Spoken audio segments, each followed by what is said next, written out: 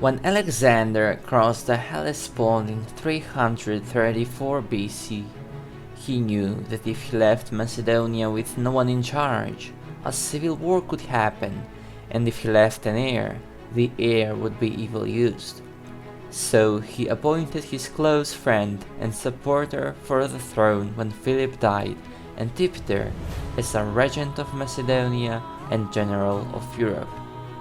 After his second great victory in 333 BC against Persia at the Battle of Issus, the Persian satraps, mainly autocrats of Lydia, started funding Sparta under the king Aegeus III to revolt against Macedonia.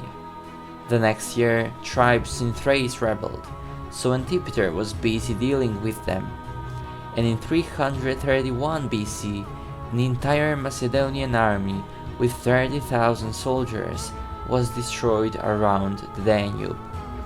This was seen as the perfect moment for Sparta to revolt.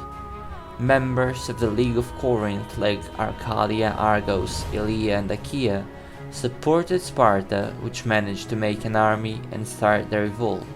Athens was invited too, but thinking of past events, they did not participate. First, in the summer of 331 BC, Aegeus III defeated the Macedonian army in the Peloponnese, as well as the garrison of Corinth, and then laid siege to the city of Megalopolis, a city which was built by the Thebans after their victory over Sparta at the Battle of Leuctra, and marked the border between Sparta and the rest of the Peloponnese. When Antipater heard of the revolt, he immediately made peace with the Thracian tribes by forgiving the leader Memnon of Thrace and allowing him to be governor of Thrace, like in the past. Alexander sent Antipater 3,000 talents, which he used to gather an army of 40,000 men. When Aegeus heard of Antipater's coming, not having any success in the siege between the end of 331 BC and the beginning of 330 BC, he started withdrawing south to a suitable place for the upcoming battle. He stopped between two hills at a road leading to Laconia and wanted to use it in his advantage to even the battle with the bigger Macedonian army.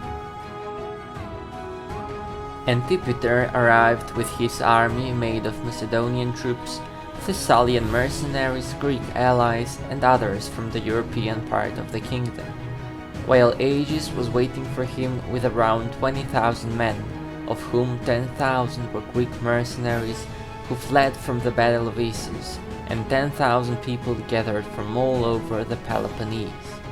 We know that they also had around 2,000 cavalry, but we don't know anything about their use in the battle. As the battlefield was not very wide, there was no place for maneuvers, so the battle started with a frontal attack by both sides.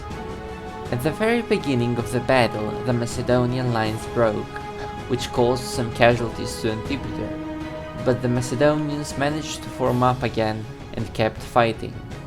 A lot of blood was spilled. It was like fighting one-on-one, but with continuously refreshed enemy, because Antipater used his numbers to shift the soldiers. They were pushing back and forth, with no side gaining advantage. In the middle of the fight, the Spartan king got knocked unconscious, yet the Spartans kept fighting, covered with sweat on their bodies and feet that eventually started slipping, accompanied by exhaustion, which led to retreat by the Spartan soldiers.